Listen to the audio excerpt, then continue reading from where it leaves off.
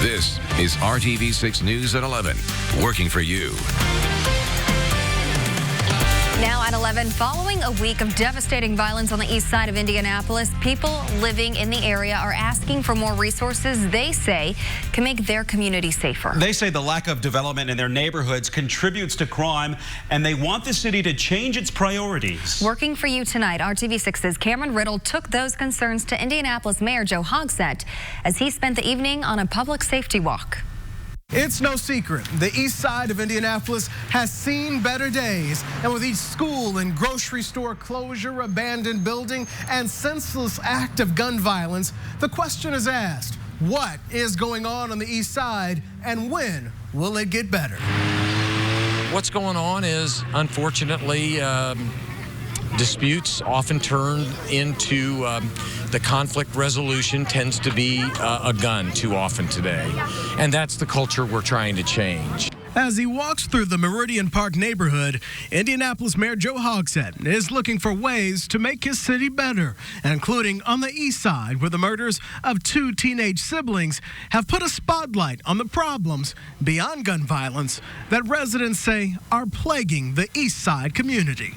Indianapolis used to have this crime, and I believe that we can change that if we look at the underlying issues. If we look at livable wages, economic development, decent, affordable, good housing, investment into our community and neighborhoods, education as a priority, putting our people first, I believe you'll start to see change. While the streets of the east side are not the roads the mayor is walking tonight, he says even at City Hall, he can hear and is listening to the cries for more investment on Indy's east side. Whether it's investing in food security, food access, whether it's investing in affordable housing, whether it's the efforts that we're making to tear down Town Terrace and Oak Tree Apartments out on Post Road. Those are investments that are improving the quality of life and the quality of place in the east side. The people who call the east side home say it is not any one person or a single organization that can fix their community. They say it'll take a collective effort to make the east side feel like a priority. It takes a village to redirect the violence in our communities, to revitalize our communities. Don't think because your kids is doing the right things in the community, going to school, doing great things, that doesn't change the environment you're in. So until you get involved to address the environmental issues, your kids is at risk. Working for you in Indianapolis, Cameron Riddle, RTV6. And funeral arrangements have been made for Nicholas and Ashlyn Nelson, the teenage siblings who were shot and killed in their east side home last week. The family will hold one funeral for the brother and sister at Mount Carmel Baptist Church on September 7th. You can donate to the family through Fifth Third Bank or by bringing gift cards for fuel or food to two different locations on the east side. You can find all of that information at theindychannel.com. Family members are offering a $500 reward for information in a deadly hit and run. The victim's daughter returned home to the site of her mother's body after the crash. When I seen the yellow tape, I saw a person half covered, but I knew from the pants and the feet that was my mom. It has been more than 3 weeks since a driver hit and killed 62-year-old Pamela Bonilla while she was walking along Brookville Road on the east side of Indianapolis. Her daughter, Apollonia, says that her mother was her best friend.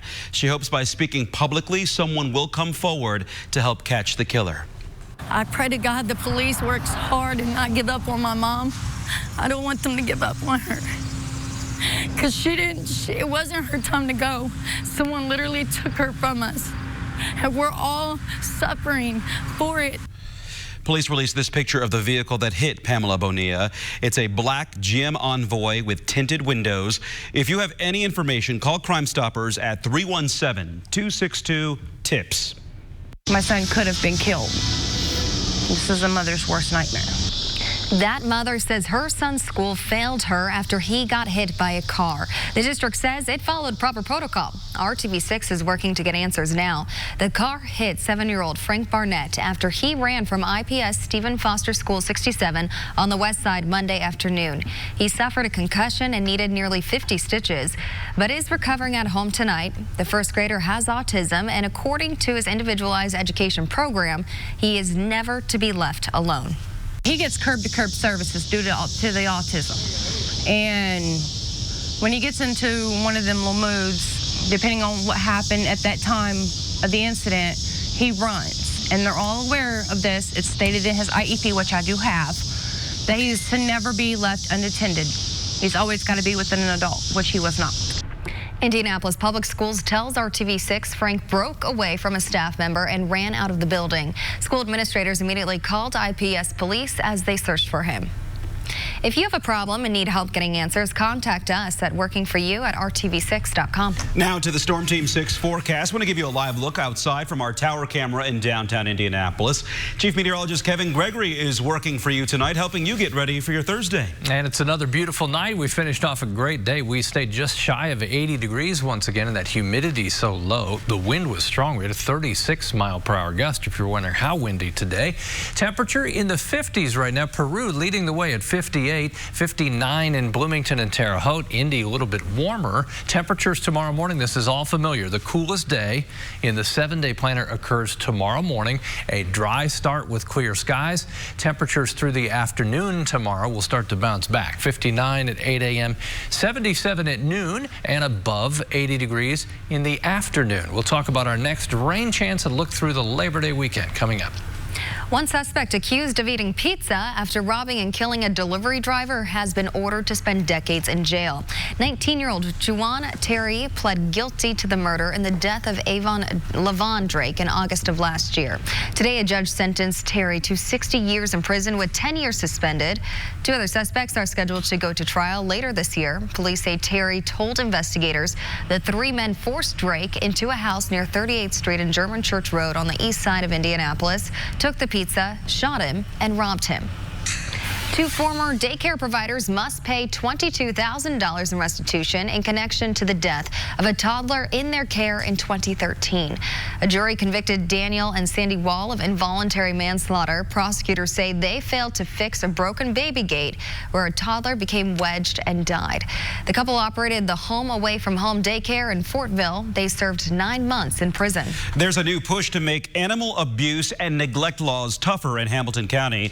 The Humane Society is leading calls to update the county's animal ordinance for the first time in more than a decade. Volunteers met tonight to talk about the plan. Under the proposal, things like adequate shelter, veterinary care, food and water would be clearly defined. It would also define backyard breeders and puppy mills. This isn't about being punitive. This is about being fair and really trying to curb the disheartening increase in animal neglect and cruelty cases, just absolutely unthinkable things that we're seeing. We need to take it seriously. The community is encouraged to attend a commissioners meeting on September 9th where the ordinance will be discussed. It's at 1:45 p.m. at the Hamilton County Judicial Center in Noblesville. Indianapolis Animal Care Services is dealing with more overcrowding. All adoptions are free this month. That includes spay, neuter, vaccines, and microchip. Now, if you don't have room in your home for a new pet, there are other ways to help the shelter. We do have a foster program where you can take an animal into your home temporarily to free up some cage space. You can also volunteer at the shelter. Volunteers were critical on Saturday to help our staff get everybody cleaned and to help monitor. Donations are always needed. The shelter had a special event today after being forced to close Saturday to prevent a canine virus from spreading. It's usually closed on Wednesdays. To find normal shelter hours, go to the RTV6 app and search IACS. Vice President Mike Pence is back in Washington tonight after spending the day back home again in Indiana. The former governor addressed the crowd at the American Legion Convention in downtown Indianapolis. He praised the group for more than 100 years of service. Last year alone, the Legion helped more than 2,400 veterans find jobs, and the American Legion raised more than $1.4 million for VA hospitals and donated almost 4 million hours of community volunteer service. The American Legion is making a difference for our veterans. Vice President Pence also took part in a roundtable discussion with law enforcement and elected officials at the State Police Museum. The American Legion Convention runs through tomorrow. Tonight we know more about a controversy surrounding a ceremony to sign a veterans bill into Indiana law. Governor Eric Holcomb signed House Bill 1010 on August 5th. It helps military veterans and their spouses by exempting their retirement income and survivors' benefits from the state income tax. A state lawmaker and veterans from several organizations involved in getting the legislation passed say they were left out of the ceremony.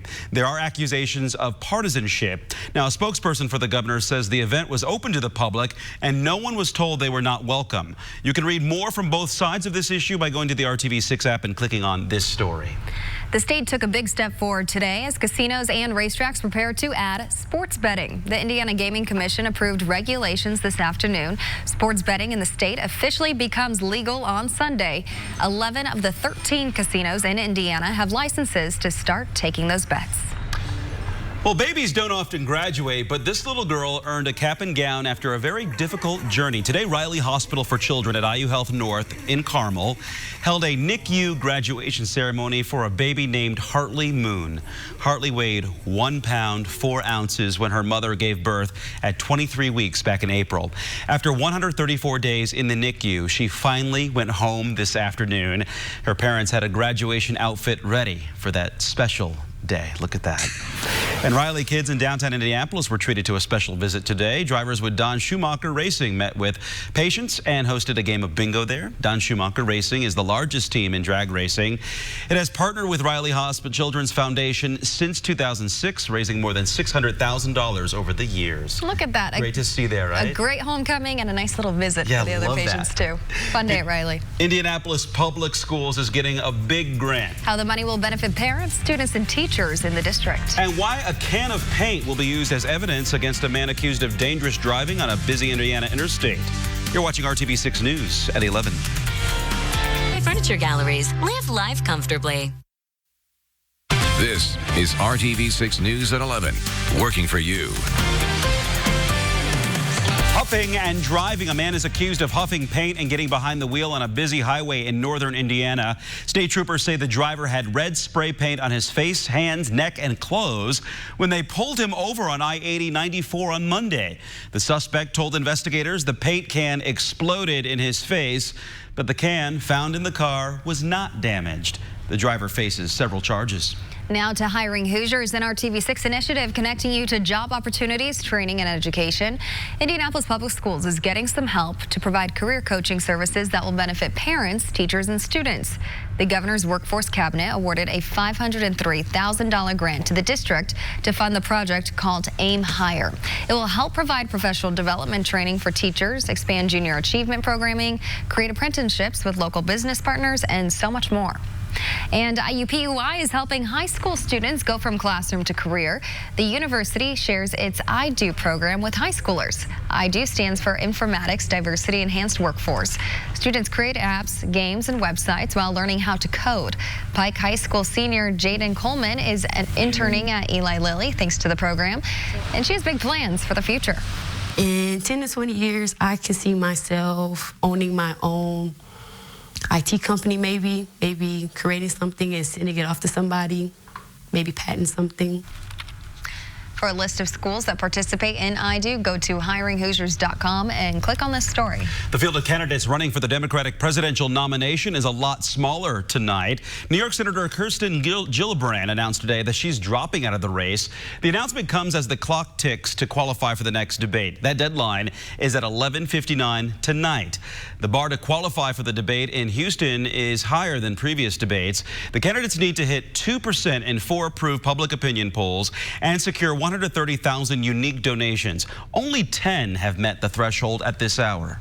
For the first time, Joe Biden faces the prospect of all of his major rivals being on stage at the same time. He hasn't been on a stage alongside Elizabeth Warren. That's a change. And he has not been alongside all of the major contenders at one time. And talking to the Biden campaign, they're worried about a pile-on. ABC is hosting the debate. Watch it on September 12th, only on RTV6. Dorian is now forecasted to be a Category 3 hurricane by the time it reaches the U.S. mainland. The storm is headed toward the Florida coast. ABC's Maggie Rulli now with the latest. Hurricane Dorian lashing the Virgin Islands and Puerto Rico on Wednesday, strengthening to a hurricane as it moved past Puerto Rico, dumping torrential rains on the island. With memories of Hurricane Maria's devastation nearly 2 years ago still fresh on their minds, residents there were taking no chances. But officials say this time around, they were better prepared. It is the first system of the year, and we understand that the island is still very fragile. The so-called dirty side of the storm whipping past the Virgin Islands, bringing with it winds of at least 80 miles per hour and several inches of rain, knocking out power to tens of thousands. Forecasters now predict Dorian could grow to a Category 3 hurricane by the time it reaches the coast of Florida over the weekend. Bottom line is that we have a very, very serious hurricane threat to the state of Florida. Florida residents filling up sandbags while officials there are testing water pumps and emptying canals. Residents should make sure that emergency equipment such as hurricane shutters and battery-powered radios are in good working order. Store shelves emptied as Floridians prepared. I'm not that concerned, but I think it's better to be safe than sorry. Dorian already taking its toll on travel. Cruise ships have altered their routes, and airlines have already begun canceling flights. Maggie Rulli, ABC News, New York. And again, that may have the impact on Florida late weekend and early next week. 3.5 inches of rain in Indianapolis for the month of August. We'll have a couple opportunities here before we move on to September.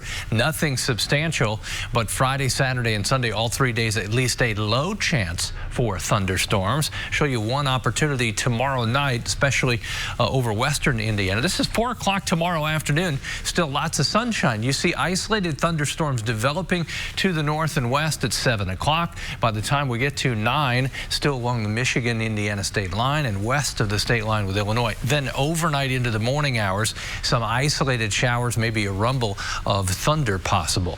Temperature right now with clear skies, 63 in Indianapolis, 56 in Crawfordsville. That's the cool spot. 58 in Peru. Another comfortable night. We'll all drop into the 50s. That's the way we'll start our day tomorrow. Lots of sunshine through the day. As we get to tomorrow night, we begin to see the increase in cloud cover due to the showers that I was telling you about. But we recover to 76 at noon, 81 the afternoon high. 83 is the high temperature for this time of the year, average high temperature. We're just shy of that. Tomorrow night, some more baseball at Victory Field, but we're down to just a handful of games here. This is the last homestand for the Indians. Tomorrow night, first pitch, 7:05, 79 degrees. It will be breezy tomorrow. Let's call it that. Not nearly the wind that we had today, where we had gusts over 30 miles per hour, generally 10 to 15 tomorrow. Friday forecast, more in the way of cloud cover, mid to high level clouds, the 20% chance we'll see a shower or thunderstorm. Temperatures across all of the region right at 80 degrees, maybe a little bit more.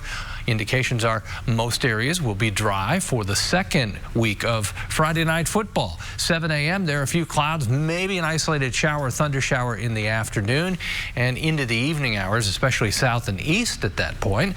Here's your weekend forecast, 81 Saturday. A little better chance that we'll have a thunderstorm as we get to the second half of the weekend on the Sunday, and you'll begin to notice a little more in the way of humidity.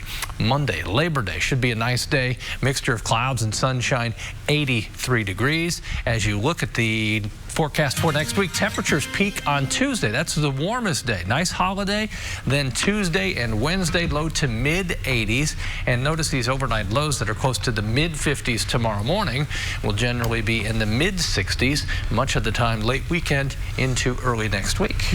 All right. Cooling down a little bit. Looks like a nice Labor Day weekend, too. Yeah. Enjoy. Very nice. Thank you for that. Well, Brad Brown now joins us with sports. Brad.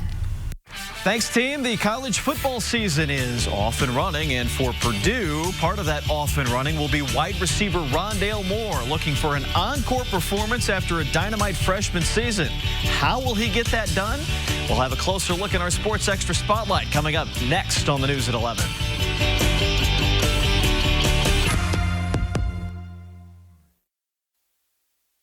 And a good evening to you, everyone. Thanks for staying up with us tonight. Purdue football opens on Friday. Another season of raised expectations as Jeff Brom begins his third season as the head coach. And the expectations are just as high for sophomore receiver Rondale Moore. After an incredible freshman season, it's Rondale round 2. Sports director Dave First with the Sports Extra Spotlight. No one arguably had a better debut at Purdue than Rondale Moore. A school record 313 all-purpose yards a year ago against Northwestern, and didn't matter what angle he had. It was a special performance. These days, take a deep breath and ask him what's next. I don't feel any pressure at all. You know, I'm here to win games and help my teammates get better and do what I can do to help this team. So as far as putting up the same numbers or what I do, that doesn't define me as a football player or, you know, what I've continued to work with or how I treat my teammates. He's backed it up in practice, taking more of a leadership role, helping a teammate here or there, and keeping a close eye on Jeff Brom's direction. He's an outstanding, dynamic player that has to realize in order to get that done, he's got to work even harder than the year before. Clearly for Rondale, the hard work has just begun. For Rondale to take the next step, he needs to do what? There's no question. The blocking has to get better. Perhaps no one sees it up close quite like wide receivers coach Jamarcus Shepard, who has Rondale working on many things. As a result, he's stronger and heavier, but just as quick and just as determined. The faster you get off the ball, the faster you get open, the faster the ball gets in your hand, the faster you can get down the field, score touchdowns. He has that kind of quickness? There's no question. I mean, he's a 4-3 guy. I mean, he can come off the ball fast. He just has to sometimes trust it, believe in it, and understand the times when he can do it and other times when he needs to use that footwork. Among other things, Rondale says he wants to be more of a threat in the return game, setting up better field position. But for the first true freshman consensus All-American in Big Ten history, who doesn't want more of Rondale Moore? It isn't more so the next step for me personally, but what I can do to help this team and what I can do to help the guys in the receiver room and everyone around me get better. We're going to feature him like we always do, but he has to, you know, do his part and be able to stay healthy as much as he can and fight through things a little bit. Us be cautious with him, but you know, you got to put in the work in order to produce, and we just got to make sure he gets that done, and I think he will. Rondale was the Big Ten's 2018 Freshman of the Year, also won the Conference Wide Receiver of the Year honor, and he won the Paul Hornung Award as the nation's most versatile player. Purdue opens the season on the road. They're at Nevada on Friday night. That's a tough test for Week 1. They'll have 3 straight at home after that. The Big Ten schedule starts against Minnesota on September 28th. They have trips to Penn State, Iowa, and Wisconsin on a difficult conference agenda as well. By the way, IU and Ball State open the season against one another. That's Saturday at Lucas Oil Stadium. We will hear from both of those teams coming up tomorrow on the news at 6. We'll see you then. Back here to wrap up tonight's edition of the News at 11 after one more break. Hey, Hoosier Lottery. Imagine that. We are 4 days away from rapid transit in Indianapolis. The Indigo Red Line makes its debut on Sunday. Buses will run from Broad Ripple to the University of Indianapolis on the south side. RTV6 is working for you, helping you prepare for the changes that come along with the new system. Watch our half-hour special, Inside the Red Line, tomorrow at 7 o'clock, only on RTV6. How about Under the Blue Sky again tomorrow? Lots of sunshine around. 57 is where we'll start. An afternoon high temperature above 80. We had 79 today, 81 tomorrow, mid-80s by Tuesday of next week. Enjoy it Not while sure it's you here. can complain about that at all. Don't, You right? can, but we're out of time. Have a good night, everybody. Good night.